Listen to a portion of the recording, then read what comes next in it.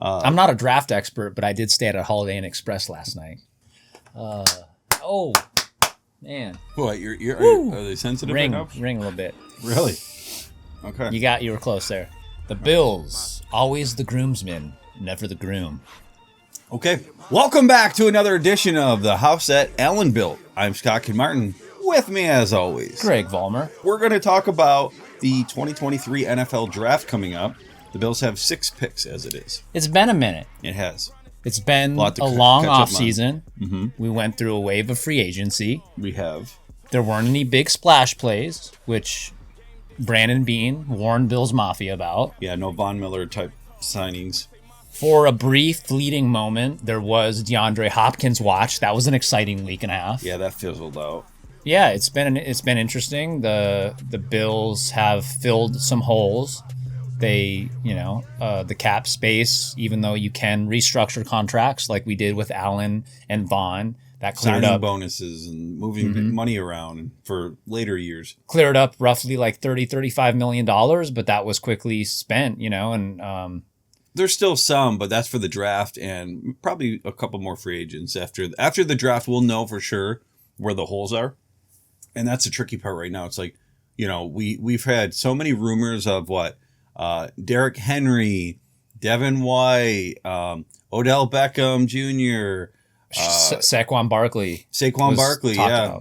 Yeah, now back again after he signed a deal, he wasn't happy with it, or the tag, yeah. Yeah, we've been linked. I mean, all the Adam Schefters of the world and all the various outlets that link us to any given player, and you never know how much truth there is to anything, or if it's just a smoke screen. You don't know who's leaking out the information.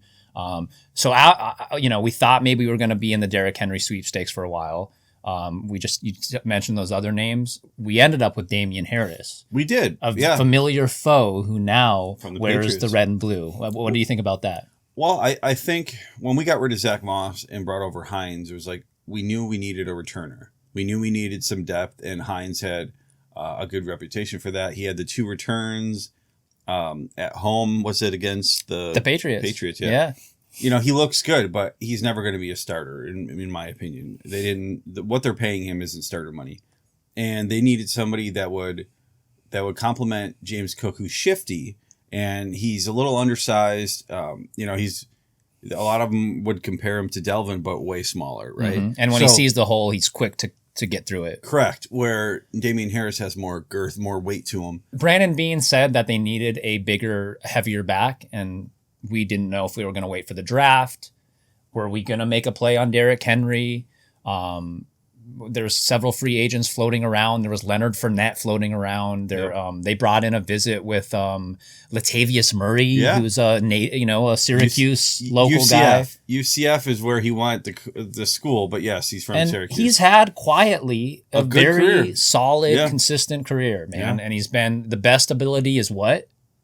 Dependability. Availability. Dependability. Yeah. Dependability, availability.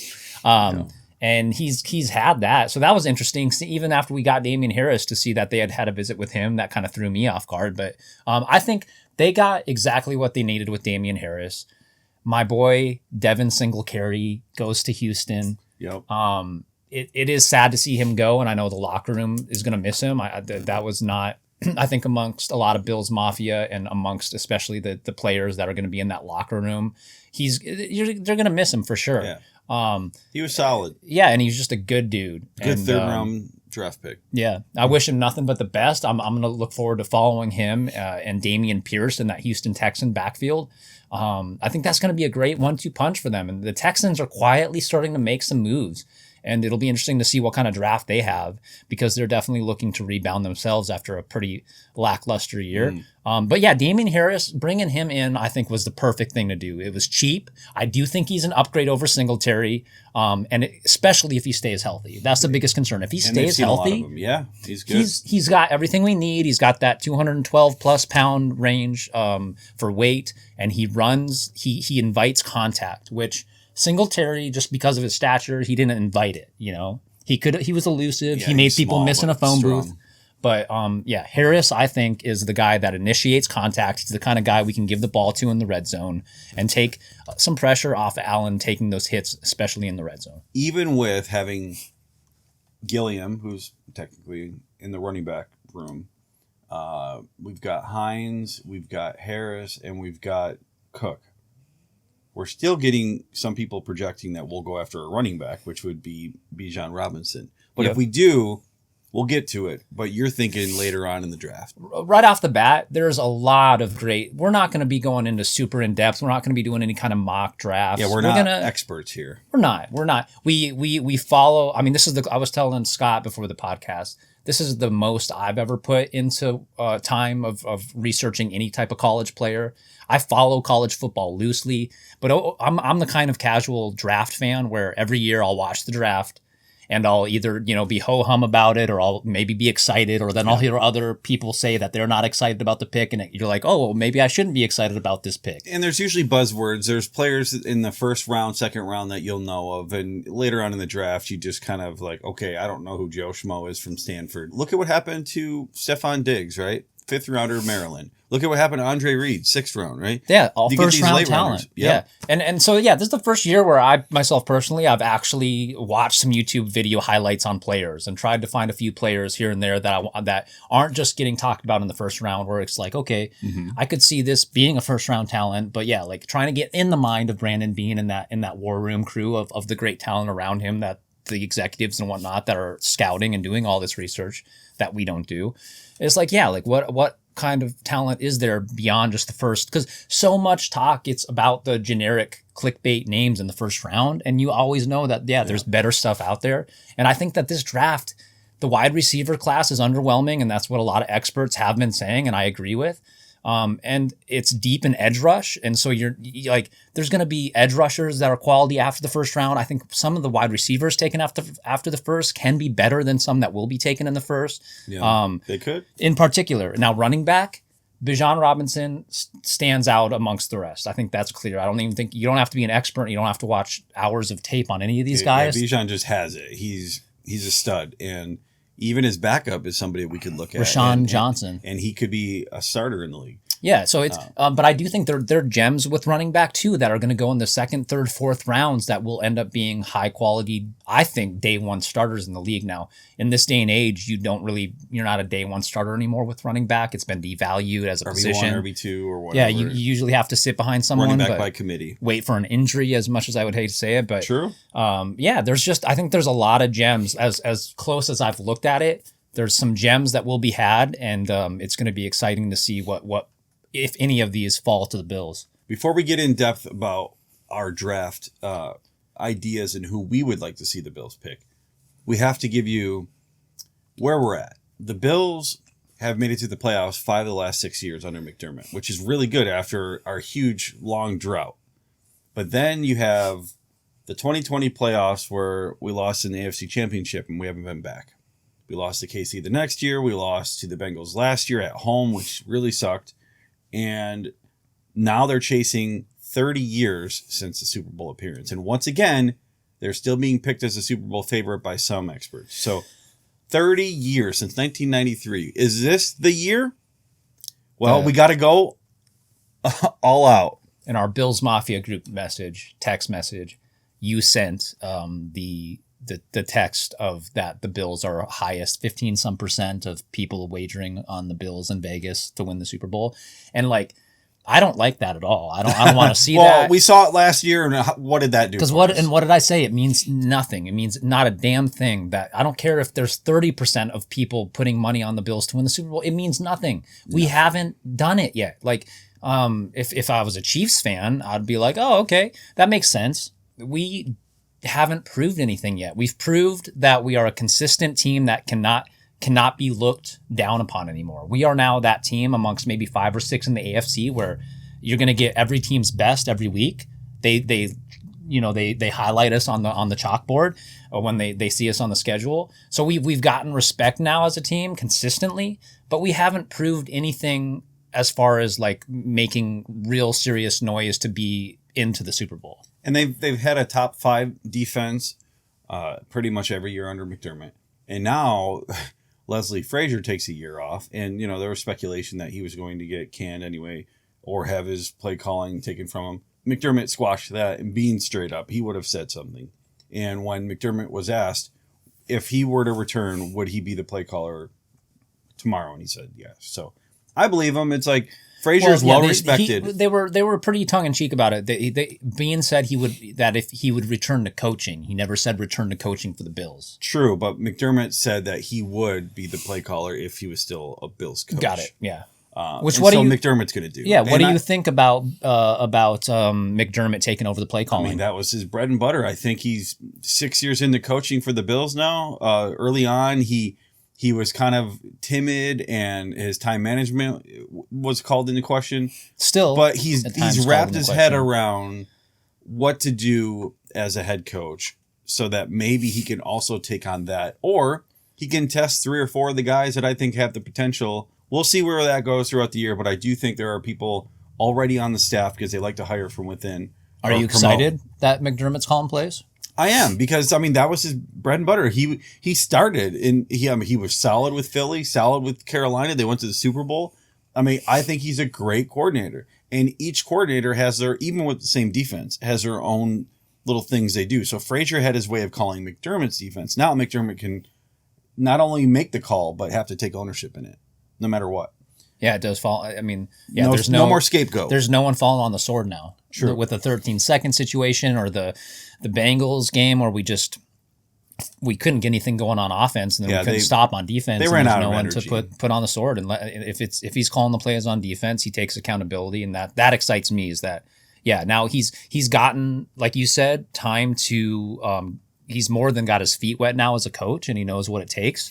And he can now kind of back off and maybe not be such a micromanager at times, where it's like, okay, I trust some of the personnel I've got around me now. We're 6 years into this. It's a full-on regime at this point. Yeah. I'm going to back off on certain aspects because clearly my attention is going to be now a lot more detailed just more detailed about defense. I think he's fully capable of it. And if he had to halfway through the season take a step back, there are people that I think he can trust, and he's going to find that out during training camp and during preseason. And he clearly trusts Ken Dorsey, because he wouldn't be thinking about his attention isn't going to be on as much of offense. So if he didn't trust Dorsey, there's no way he would have decided that this is a good idea. I think he trusts Dorsey to take that leap in the year 2. When your franchise quarterback really enjoys Dorsey, obviously he was his QB coach before his offensive coordinator. I think they're going to work things out. I think there's growing pains that he's had to endure over the last year, and he's going to be a little more creative and a little less. I personally, as a Bills fan last year, had too high expectations for Dorsey. Unrealistic expectations for a person that had never called plays. Yeah. Think about how smooth that season started. Then they went and got vanilla. After he slammed his stuff down after that Miami loss, I think he lost some of his mojo there. And they were if they're firing on all cylinders and they can maintain that, we're set. It looked so forced too. The way he was kind of just batting at it. It looked like he knew that a camera was on him. Somebody and he else just wanted put to act papers pissed. in front of it. Yeah, it looked like he just wanted to act pissed. It looked a little it just looked forced. Maybe, but he's a super competitive guy. Remember, the winningest he is for sure. Just when you watch it didn't look genuine. If that makes sense. Sure. I know it probably was, and he was passionate in the moment, but it just looked like it was I've got to look like I'm really pissed about what just happened. I don't know. So we know where the Bills are at going into this season when it comes to expectations and where we want to see them go. But what have they done in free agency, or what have they lost? So we know what we have to get in the draft and the rest of free agency. And that leads us to losing Tremaine Edmonds. So clearly middle linebacker. We lost him. I wanted to sign him and let Poyer go because of his age. Even though I love him, I would love to sign both. Price-wise, I don't think we could do it. And then Edmonds goes ahead and signs for $18 million a year. Yep. Good for him. He's getting paid. Class act, did everything right in his time here. Not a bad thing that could be said about him. It sucks to see somebody who came in drafted at 19, playing from 20 to 24, under your system as your captain, just go somewhere else. But hey, he grew up as a Bill. It's like he spent some of his college age years, literally he spent growing up as a Buffalo Bill, and now He spreads his wings with the Chicago Bears to the tune of way too much money that we weren't going to be able to dish out, partly because of how much money we have invested in the big three: Allen, Von Miller, and Stephon Diggs. Correct. Yep. I'm over here wiping my nose because it's cold in here. Yep. So it's been unseasonably cold in Oregon. It's like, I think that we're trending now where last year summer didn't start until after July 4th, and it didn't really end until October. Yeah. Which might be a new trend, but it's going in that direction right now. Like it's been 30, high 30s waking up in the morning, and we're damn near to May. And it hits almost 60. Yeah, you're right. And then we'll hit 70 probably by May. We'll see. I've been bitching about the weather. I'm coaching softball for 7 and 8 year olds, so I'm outside and it's been wet and muddy and gross. And anyway, I can't wait for summer. Yeah, I can't wait for the draft, and then I can't wait for training camp. While we're talking about real quick summer, this is for sports fans. I myself, this is like one of those gem times in the sports calendar. We've got NHL playoffs starting, which real quick, shout out to the Buffalo Sabres. We were 2 points out of a playoff spot. One win. We finished with 91 points, our best finish since I believe 2011. The whole every game counts thing, it's so true. The Sabres, for the last 2 years, the Sabres have gone on runs where they've almost won 8-10 games in a row, but in the same season, then they just fall apart for that same amount of time. Top 5 scoring team, and then they let up so many goals while the other team's on the power play where they can't penalty kill. They inexplicably couldn't win at home this year. Their home record was much worse than their road record, which if they would have just won one more home game, it's crazy. Like, you can nitpick it now. Ultimately, the Sabres had a hell of a year. There's a lot to be proud of and excited about now for Sabres fans. And it's been a decade, I think, since most Sabres fans can say that. So we got the NHL playoffs starting. We got the NBA playoffs. They just tipped off today. I'm excited about following LeBron James because I want to see him win a 5th title. And he's going up against the Memphis Grizzlies and Ja Morant in round 1 starting tomorrow. But yeah, you got the NBA going now. Baseball, obviously, they had their opening day and they're in full swing now. Opening weekend, I went to the Seattle Mariners game with Nathan, our Josh Allen hater. The Josh Allen hater, yeah. He's a closeted Josh Allen lover, but... Yeah, he bought a few Josh Allen cards from me. And but he still says he sucks because he's gotta keep up the persona. He's got to troll, yeah, for sure. But we've got a lot of sports going on right now. Yeah, and you're going to a Timbers game tonight. Yeah, right? The Timbers play the Seattle Sounders tonight. It's one of the big rivalry games. And I don't have far to go because I live right across the street. Literally. Unfortunately, the Timbers are not playing well this year, and there's speculation that they're going to get their asses handed to them tonight. So I'm hoping that it's just competitive because soccer's not my favorite sport to watch live, if I'm being completely honest. But Timbers games are fun because the atmosphere is fun, but it's just the game of soccer is not my favorite as far as like the pace you can go a whole game without a goal, which you can. I'm just hoping that they stay competitive. But yeah, no, we're almost like, okay, we've had this lull, like we had the free agency thing, and then there's been this big lull where like it's just been day after day where you're just hoping for some news for NFL. And specifically the Bills, it's just been slow. But now, like, the thing I love about summertime is even though it goes by fast, we're almost to summer. And before you know it, it's over. And then I'm always like, man, I'm bummed summer's over. But you know what? But that means football. Yep. And speaking of football, we did talk about the Damian Harris signing. In free agency, we picked up an athletic guard from Dallas, Connor McGovern. And I think he's going to step right in and start. And he's athletic enough to even be moved around in trick plays. We'll see if Dorsey's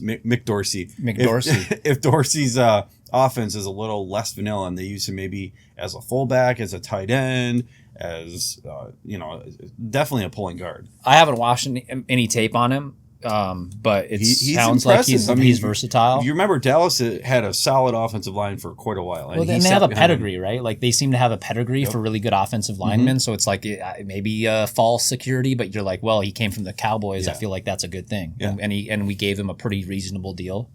And they also signed former Ram David Edwards, so more depth. Hopefully that will help protect Josh Allen.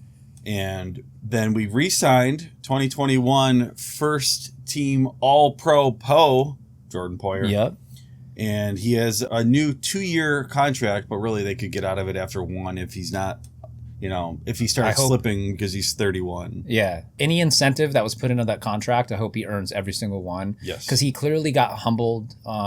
In free agency and he's got the personality to take it because I think, he's very confident in himself. And Oregon's own. Yeah, he went and hired one of the best agents and one of the most well-known agents to know that this was going to be his last chance at a payday. Yeah. I think he did get humbled. The market wasn't there, and it worked out in the Bills' favor. And so part of me does feel bad because even though it would have been sad to see him leave, I think it just would have been I would have been happy to see him get a big payday, an inflated payday, sure. Because it's like the dude's just class act. He ends up, getting less than what he thought he'd get, but I think he was being 100% honest when he said he was happy to stay home with the Bills. So even though he had, I'm sure he wants to be in warmer weather, but he's going to stick it. He's tough, and he's going to stick it out for at least one more year to try to run it back. We also, not only did we sign a running back, but we also signed a couple wide receivers for depth, and we had to say goodbye to one because there was a lot of duplicates. When they interviewed Bean and McDermott, they talked about they don't want too many duplicates on the team. They want people who are versatile and they can move around, but they also want a return man. Apparently, Hines, maybe he'll get more time on offense. Who knows? But Deontay Hardy. So they had to get rid of the face of the franchise. Little dirty. Yep, Isaiah McKenzie. Yep. But nothing but love to him. He said, "Hey, Bills Mafia, when the Bills have a bye week, you got to root for me." So he's over with the Colts. It's always easier as a fan of any team when they don't. There's no disrespect out the door. Yeah. There's no hard feelings. It's just like he knew it's a business. Yeah, and it just makes sense for that person. It makes kind of sense for your team at the time, even though you don't want to lose a guy like that. It's just always easy to see it happen. More easy when they're a class act about it, and it's just like you wish him nothing but the best. Marshawn Lynch leaving was like it was the opposite. Yeah, he left on bad terms, and you knew we had so many really running back. Yeah. And he kind of talked his way out of Buffalo, and I love Marshawn. So it was good to see none of that happen. Yeah. It was just anyone that left this year, including Edmonds. It was like I wish you nothing but the best, man. You did everything you could. You represented the Bills well. Yeah. But Deontay Hardy is a good slasher as a wide receiver and a return man. He's very similar to McKenzie, where he's fast and shifting. He could play in the slot. But we also signed wide receiver Trent Sherfield, who was last with the Dolphins. And he'll be on the field, but I think he's more depth. And we're still projected to get a running back in the draft. I mean, we want to go early with him because, Alan, the Bills have not drafted a first-round wide receiver since Sammy Watkins. Sammy Watkins in 2014. And it took two picks to get him. It has been since 2014 that we have drafted any offensive player in the first round. And I think one thing I liked about these moves that Bean did is I think there's a trend in some of the weird, sneaky, kind of under-the-radar additions that Bean has made. A lot of them have a chip on their shoulder, and they're unproven in a way, right? Mm-hmm. And part of that creates anxiety for Bills fans. But also part of that, there's like this excitement of like the what if. Hardy and Sherfield, they're both have shown flashes, and like especially Hardy was injured for a while, and so you didn't get to see him play almost all last year. But they're both have shown flashes, and they can both, if they can stay healthy, they I think they're gonna be that sneaky pick where like halfway through the year you're like, dang, like Bean knew what he was doing type of thing. Yeah. When we weren't sure what was going on with Jordan Poyer and whatnot, we knew we needed other safety depth, and we got a really good one. A former Rams starter, 1-year deal. Very good player, Taylor Rapp. So we'll see what happens. Maybe we sign him long-term. A lot of people in free agency this year signed 1-year deals. He signed a 1-year deal betting on himself. So if Hyde isn't able to play again or only plays for his final year of his contract, then maybe Rapp can slide right in and get a long-term extension. And then we still probably draft a safety for depth because we're going to need it anyway. We don't know for sure what's going on with DeMar Hamlin. Obviously he's meeting the president and he's doing all these speaking events and he's fully like he's healthy. He looks good. He's back in the saddle. He is. And he's still technically under contract. So we'll see what goes on with that. But so signing Rapp was another sneaky move by Beam because we knew we needed at least one more piece on the safety aspect of things with the fact that Hyde and Poyer both their history of injuries last year. And they're 31, 32. So that's going to lead us into what draft picks do we have so we know what we can get for depth. And our current draft picks, we have 6. Round 1, 27th overall. Round 2. Number 59. Round 3 is 91 overall. Round 4, number 130. And we did get a round 5 pick from Arizona, so number 137. And then round 6, number 205. So that will be our current picks. But I feel like McDermott, he might move up once and then move back twice. And I think we're going to end up with 6 or 7 picks anyway. And who leaked out in the last 2 weeks when it got leaked? Who leaks out that we all of a sudden decide that there's rumors that we want to trade plenty up? of beat writers and agents that can do that will say, hey, let's get some buzz doing this. And then, they're playing poker, And now, and sometimes a general manager will tell someone to do that, but not always, right? I'm not in there, but yes, I would speculate that they definitely, the front office, especially in Buffalo, is very hush-hush. But if they want something leaked, they'll do it. Last 3 years, we're going to take Travis Etienne. We're going to take all these first-round running backs. We haven't. Maybe we do get Bijan. That would be a great pick. But do we really need him? I don't think it's running back that's going to take us to the Super Bowl. I think it's going to be a wide receiver because Davis, was he a one-hit wonder? We don't know. I mean, he had that one game in the playoffs with 4 touchdowns. I love him. He's from my college, but I don't know. I think we need someone regardless to either step on his toes for number 2 or fill in the slot because Beasley, who we signed in the playoffs, again, was cute, but it was like that was only because he was a safety blanket for Josh Allen. And now we need someone that we could actually have there for several years to come. All 32 teams could use a player like Bijan Robinson. He's shaping up to be a once-in-a-generation type talent at running back now, but not all teams need him. The Bills have higher points of need than running back. Yeah, and that would be offensive line. That would be linebacker, middle linebacker. Mike linebacker, yeah. Yeah, and I would say still wide receiver and safety.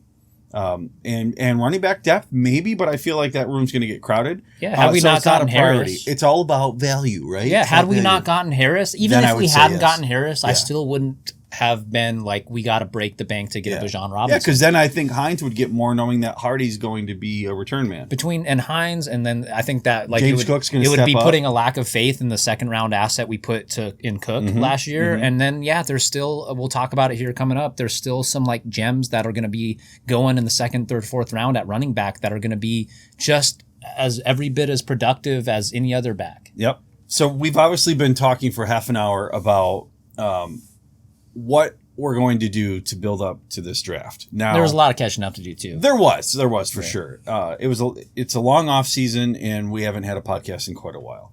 But the prospects most often picked for the Bills in the first round only.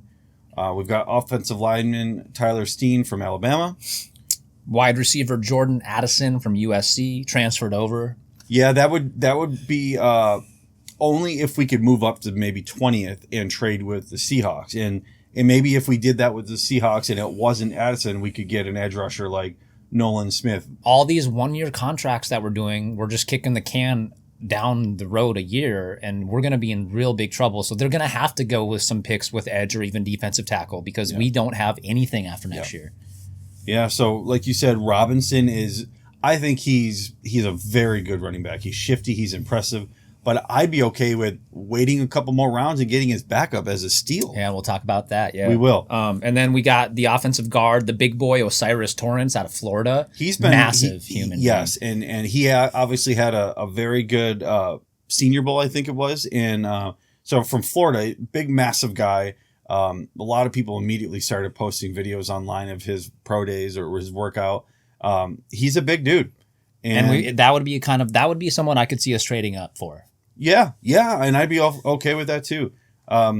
Somebody that I don't really want to move up for, but will probably be gone is Zay Flowers. I really do like him. He's shifty from Boston College, but who knows? I'm not an expert. Again, he passes the eye test. I've watched a lot of football last year as well, but we're not experts when it comes to college. I'm not a draft expert, but I did stay at a Holiday Inn Express last night. Wide receiver Jalen Hyatt from Tennessee is somebody that I said would probably be a sleeper in the second or third. And some people, one person in particular, predicted that maybe he'd go to the Bills in the first. Possible, but that might be a little too early.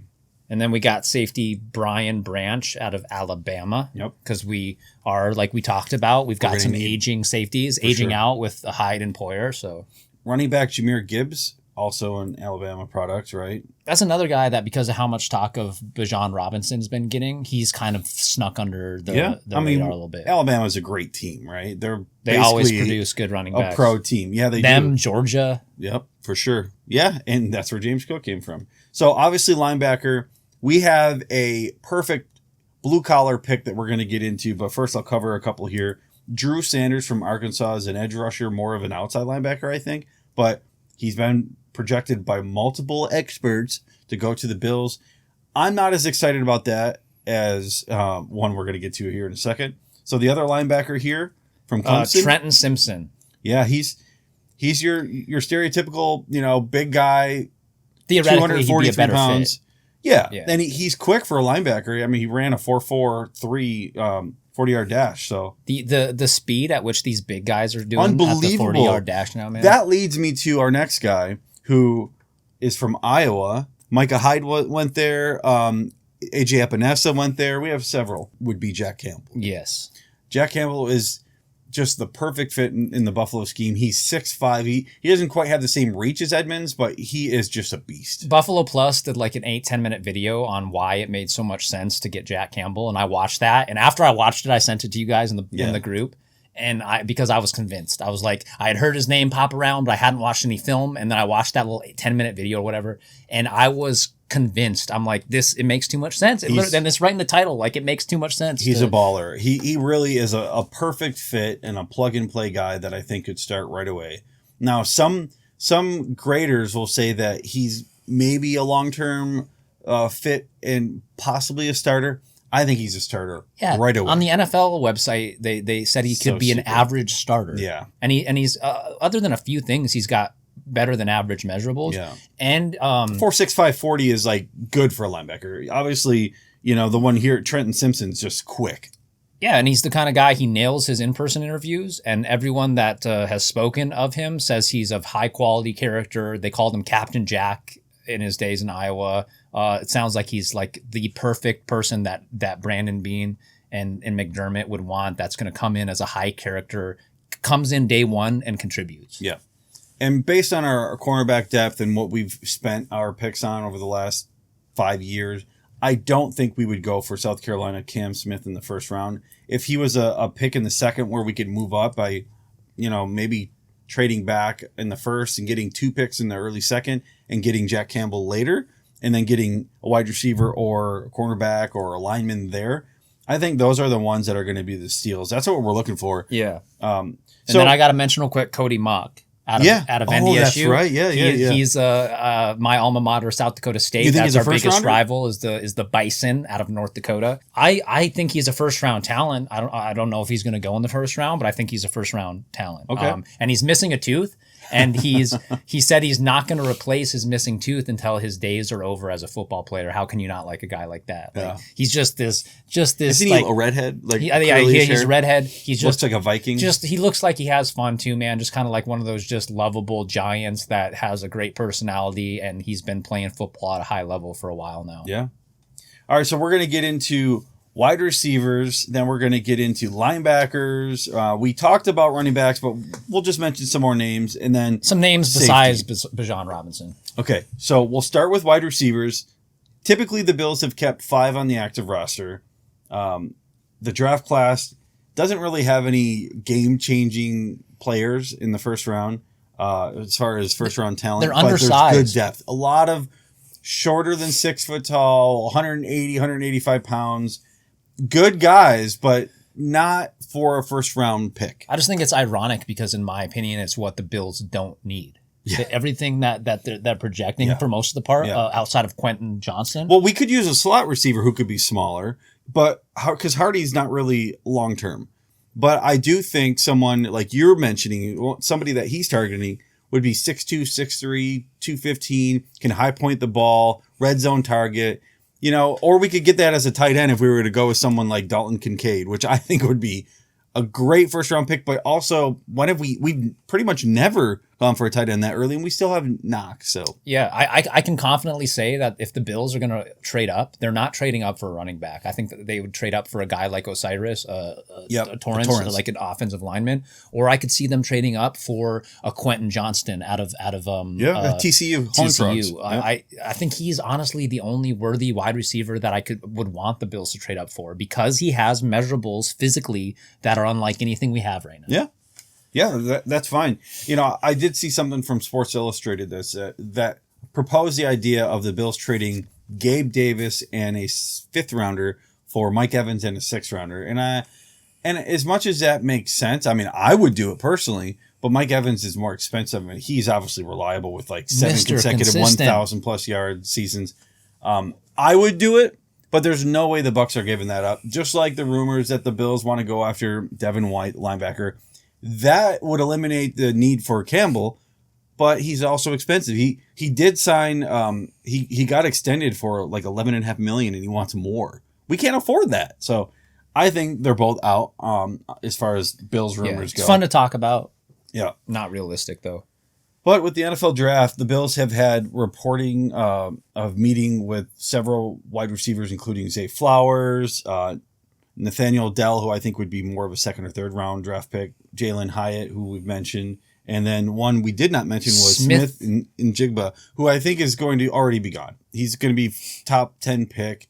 Even if we moved up, I don't think we'll get up that close. It won't be worth the value of what Bean would give up. Yep, and I would rather it be Quentin Johnston over a guy like that.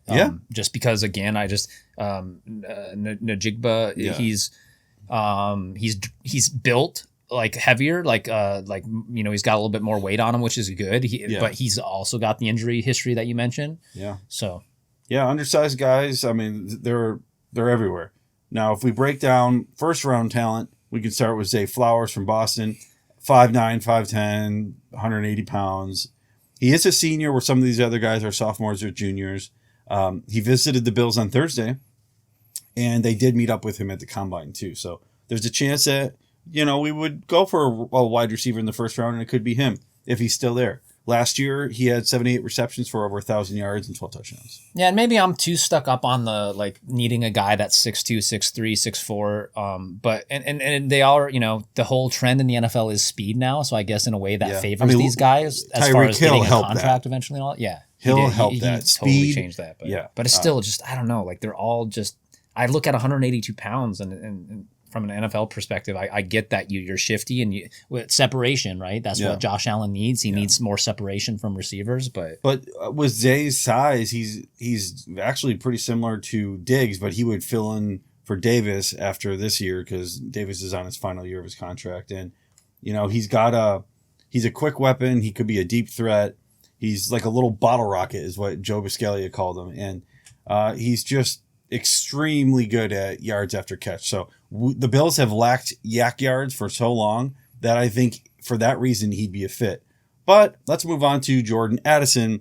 USC, played for Pitt first, had his best season there as a sophomore with over 1,500 yards and 17 touchdowns in 2021. He won the Blitnikoff Award, so I'd say he's a solid wide receiver. Yeah. But this past year, he did have some injuries, and he, as a junior at USC, only had 59 receptions for 875 yards and 8 touchdowns. So not bad. Yeah, I would say just his measurables physically, I would prefer him over Flowers. Yeah. Well, I mean, he's almost a true 6 foot. He's massive yards after catch, great route runner. He sets up defenders. He can win in zone, even man. You have to watch the coach's film to really appreciate what he can do. And I do think he'd be a good fit opposite of Stephon Diggs. Even though they're similar, he's 24 pounds lighter. So again, undersized, but he's still almost 6 foot tall. Yeah. And then we'll get into Quentin Johnston, who you mentioned. Yeah. He's the one that 6'3", 216, yards after catch, separation. You want him for the contested catches, right? He's this year's slightly watered down DK Metcalf prospect. He's in the 30th percentile for contested catches. So for a guy that big, he's not the greatest. But when you watch his highlight reels, you can see that he can do it. It's just, can he do it with consistency? I would love to see Josh Allen have somebody in the red zone that he can throw the ball to. There might be a learning curve with him, so he might not jump right in as a starter. he might start slow like Khalil Shakir. And that reminds me that we still have him. So we're going to have Diggs, Davis for at least one more year, Shakir, and then we have these other guys, Sherfield and Hardy. Yeah. So that leaves maybe a draft pick and Khalil Shakir, who I think is going to make the team no matter what. One of these other guys might not even make it. Sherfield might even just be depth and then cut in preseason. Yeah, and adding Sherfield and Harris, it takes a little bit of, I feel like, pressure off of getting a first round. Yeah, and they did that just like they did Jamison Crowder, who ended up getting hurt and didn't work out last year, and they didn't bother trying to re-sign him, which makes sense as well, you know. Quentin Johnston, I think, has a ton of upside, like you said. Yeah, his vertical jump, broad jump was excellent in the at the combine. So we'll get into Jackson Smith-Njigba. I think we mentioned he's an Ohio State product. He's probably going to be gone, so it's not even really worth mentioning him. He's probably the first wide receiver off the board. They end up trading up for him. That's the crazy thing about the draft. That's what's so exciting about it. Just don't do 2 first-round picks for him. I mean, you got to use something else. You could watch all the videos and listen to all the experts, and you still don't know what's going to happen on the draft night. So if they did that, they would probably get rid of Davis and a second, or Davis and their first to move up. I don't know. Let's not talk about that. Josh Downs from North Carolina, another small guy, 5'9", 170. Slot receiver, probably not at 27, but, you know, they could do a trade back into the first and get him maybe. Good route runner, similar to Cole Beasley, and more of a plug-and-play guy. He's not somebody you have to wait to develop. There's no real learning curve with him. I see why all the analysts are trying to pin us to one of these smaller guys, because how many times was it mentioned last year about how much safety blanket, Allen missed Cole Beasley? Yes. I mean, even John Brown wasn't a big guy, and he was the speed, right? So if we have speed on the outside, Davis was known for the deep ball, but he's not even that fast. He's just a good route runner. He's good at separation. Not but with then there his was speed. people complaining. There were people critiquing the predictability of Gabe Davis's routes last year. Yeah, like that he didn't have enough unique routes. Well, that's because he went to UCF, right? It's a Division I school and very good, but you know he wasn't a first rounder. You're going to get this. On second, there's like third, I feel like rounder. there's been talking out of both sides of the mouth, like in regards to Davis about. Yep. Now that's our first rounders that the Bills have some potential to go after. Let's get into what Mel Kiper said is the sweet spot for the Bills in the second and third round. I'm more excited about these guys. Yeah, for good reason. So your first wide receiver, I'll mention first, Marvin Mims from Oklahoma. He's 5'11", 183. He's known for his speed, yards after catch. He can play on the inside or outside. I think he'd be a great fit for the Bills. And that's what you have to keep in mind too. It's fit, not just, oh my God, he's stereotypical 6'3", he's a burner. There's nobody that's a Jamar Chase in this draft. The closest thing would probably be the guy from Ohio State, but there's a guy that we just watched a lot of footage on, and I watched him play against Oregon, Oregon State, Washington, the Stanford product. Michael Wilson, yep. He's 6'2", 213 pounds. The dude has everything that I'd want in a first or second round type talent. He has an injury history. He missed a decent amount of games in his college career. So therefore he isn't getting as much first round talk. But if you watch his highlights, and he came to senior day and showed out. He put on a clinic at senior day, and I think that raised some eyebrows. But to me, he is everything that I would want. He's a little bit taller. He can high point the ball. He gives you a little different, set of abilities, and just the way it looks of him playing receiver compared to the other guys that we have. He's got field speed. Like when you see him on tape, like he can move. Whether he's good with his 40-yard dash, I don't even know, but he's the type of guy that you can get those yak yards for. Yeah, he's fast enough, kind of like Gabe Davis. He's fast enough, and so I would be more than happy if we heard Michael Wilson's name get called into a Bills uniform. Yeah, if we went linebacker or offensive line in the first round, or maybe even Kincaid, then we could go second or third round. So third round wide receivers, there's Jaden Reed from Michigan State, 5'10", 187. Again, smaller guy, but he's a separator, excellent footwork, good release. He's got awesome hands, and that's what you're looking for. So good depth. Again, these third rounders are still going to get picked ahead of most of the running or wide receivers we've gone after in the last 5+ years. Yep. You like Tank a little bit or no?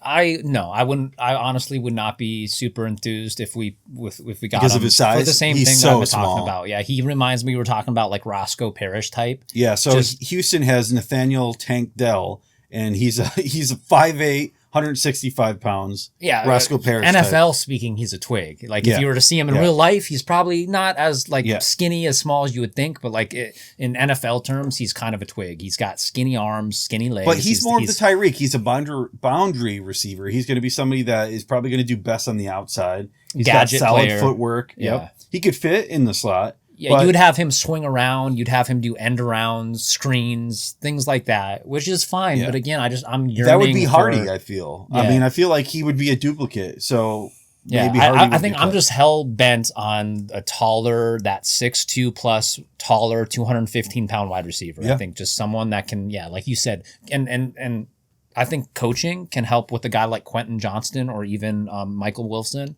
If they didn't high point the ball as much, or they didn't know how to kind of like a lot of former basketball players that convert to tight end because they're very good at being able to box out. Yep. I think that can be taught. Yeah. So the last guy on our list, third rounder, wide receiver Parker Washington from Penn State, another guy that I would be very pleased hearing his name get called. Because he plays larger than his 5'10" frame, but he's still 220 pounds. He's muscular. Yeah, 212, yeah. Yeah, he's only a sophomore, and but he could play in the slot. He could play out wide. He's durable. Yeah, he's not great at anything in particular. He's just good at almost everything. And tough to tackle. He makes his route running look pretty easy. He just watching him, he kind of makes it look pretty effortless. He'll take hits and bounce right off of them. He seems to show pretty good in the moment of balance on contact. Yeah, so probably 10 wide receivers in the first 3 rounds that have the chance of going to the Bills. Some of which we probably won't even see. And linebacker, like we mentioned, Jack Campbell, 6'5", 249. He's the guy. Captain Jack. He's the specimen. Athletically, he scored the best out of all the linebackers at the combine. Prospect overall, they think he's a 6.2. 8 would be like the perfect prospect. 6.2 is like, he might eventually be a starter. And that still blows my mind. But the only thing he doesn't have on Edmonds is the arm span.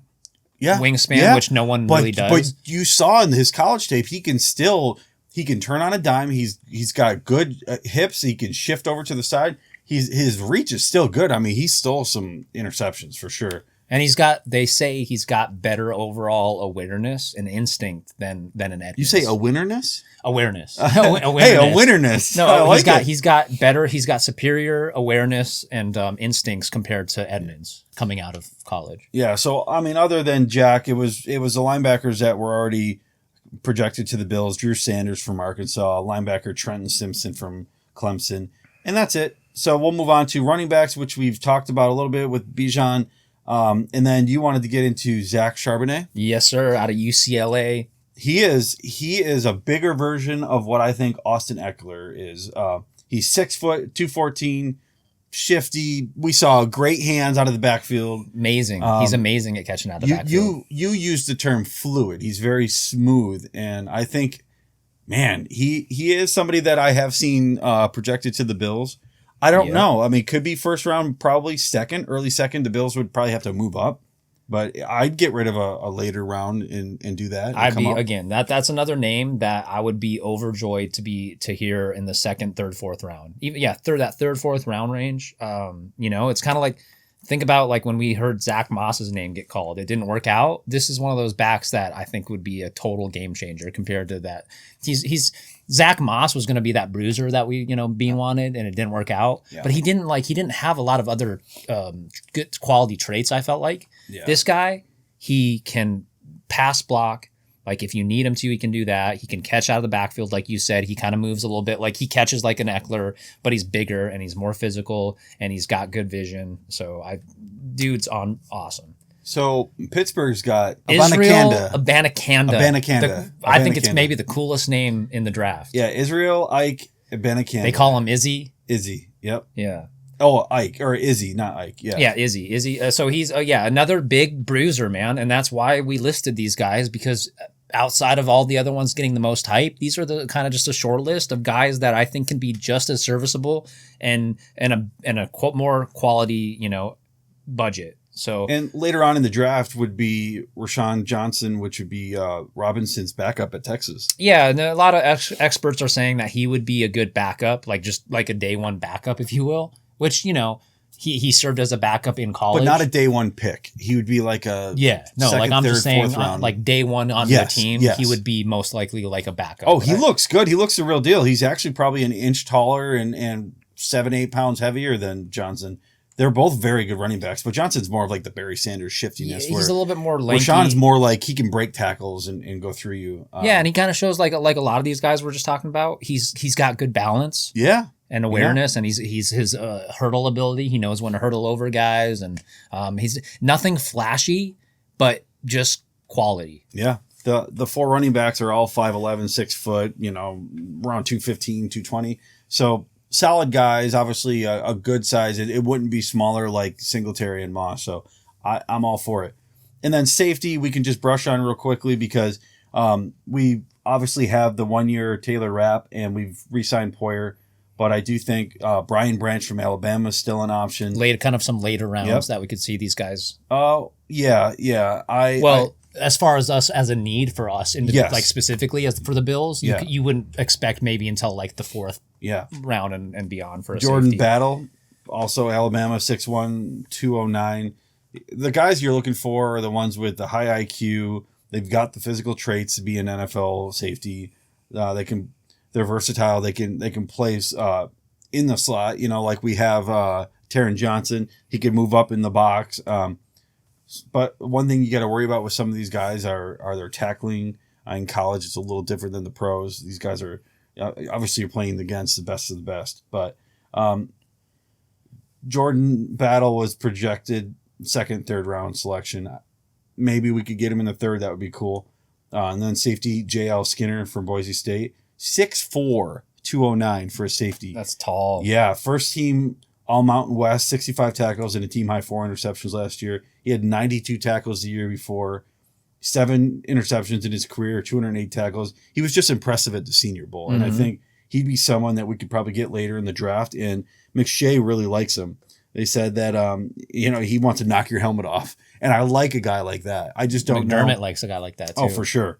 Yeah, Jordan Battle, that's another cool football name. That is, yeah. Jordan Battle could battle it out. Instead of Jordan Poyer, it's Jordan Battle. Yeah, that would be cool. And the last thing I really want to mention is the mock draft from Yahoo. They projected 1st round Dalton Kincaid from Utah. I think he's a stud.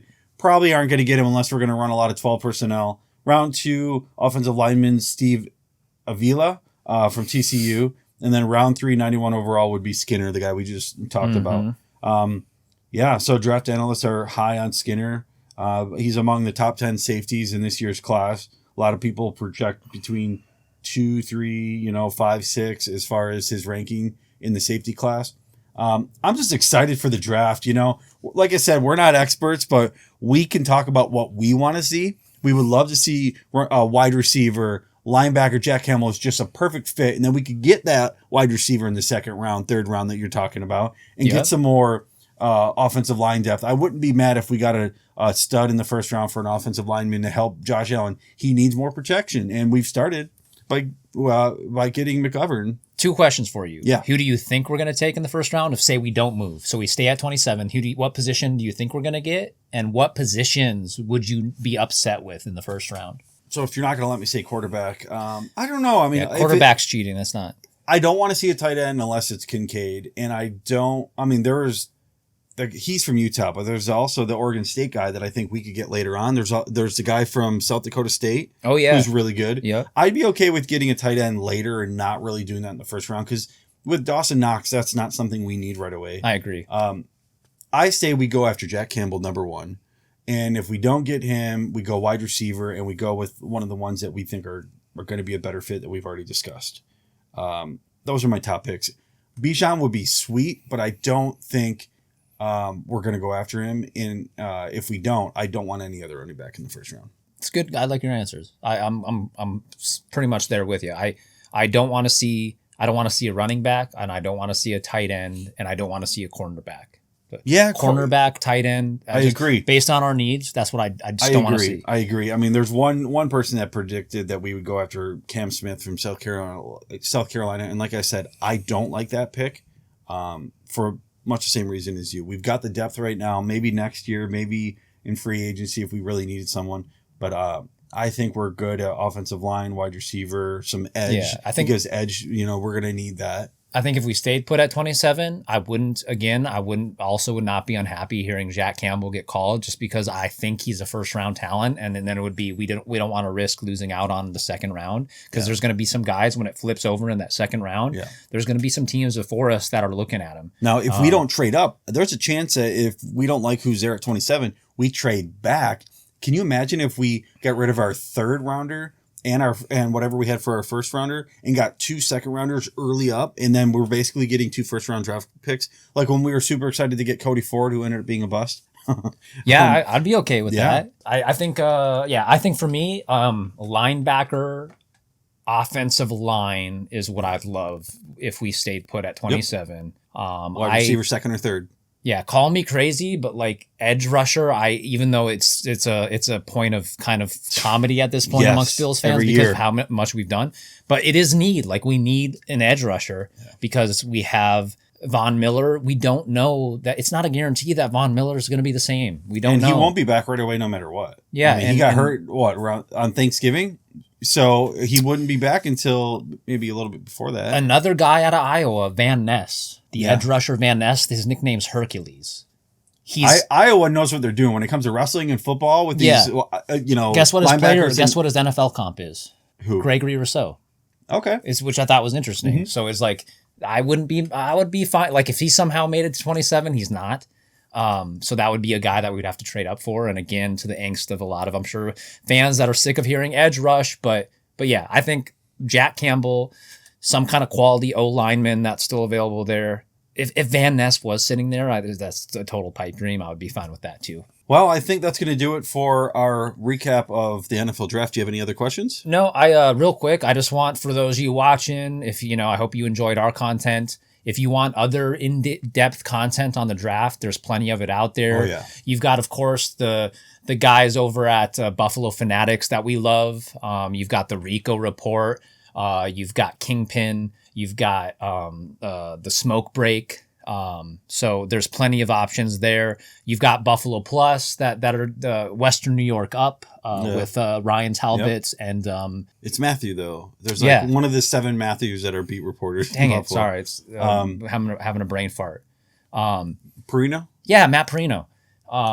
They've been doing some podcasts, specifically like draft podcasts at Wing Nuts, which is this place that everyone's talking about in Buffalo. Chicken wings. Wing Nuts. They apparently have just awesome wings because Buffalo Plus has started doing some shows there. Yeah.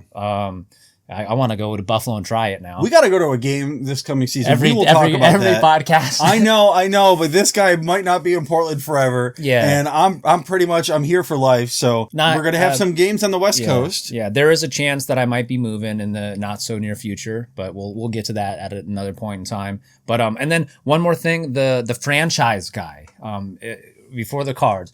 I ran into this guy on YouTube just as I was watching draft videos, because I was starting to try to cram some knowledge in before this podcast. And his name's the Franchise Guy.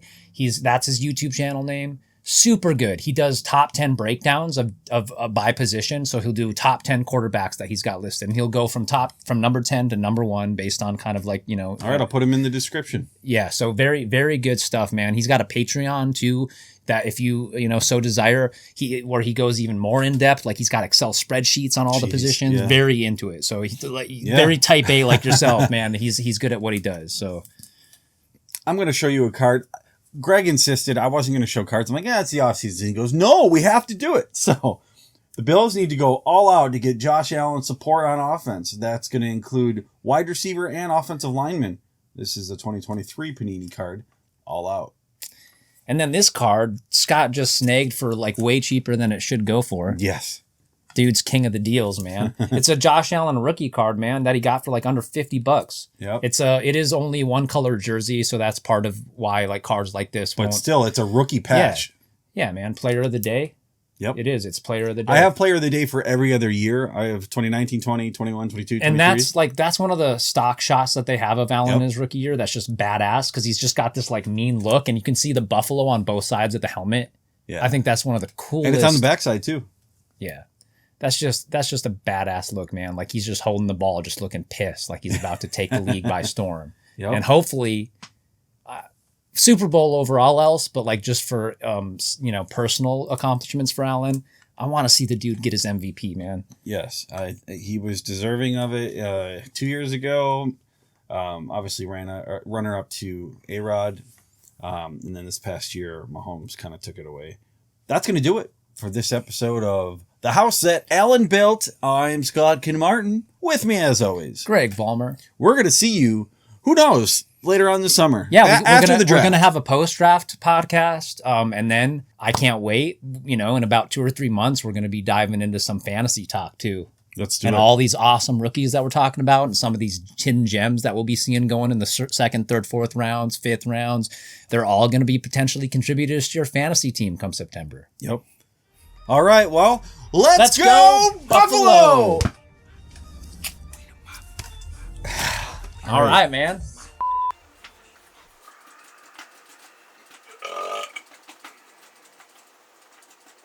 you going to do that the whole time you're talking?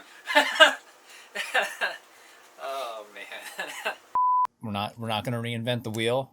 Everyone else, there's a lot of draft out there, so it's just two buddies talking about the draft and who we want the Bills to take. All right, let's do it. Welcome back to another edition of The House That Allen Built. I'm Scott Kinmartin. With me as always. We don't have our Allen cards. It's off season. Oh, man. Do you want to do it? Yeah, it's tradition. Okay. Something was missing, man. Off season or no off season, you got to keep up with the good juju. No, it's good. It's good. I was just trying to read what it said. All out. All out, which is what we're gonna have to do this year. That's why I picked it. Go for the Super Bowl. Oh, the heater's on. Can we turn it down to low? Yeah. Unless you get cold. Damian Harris has more girth, more weight to him, and he'd be the pound guy through the hole. The pounder in the hole. With the girth. With the girth.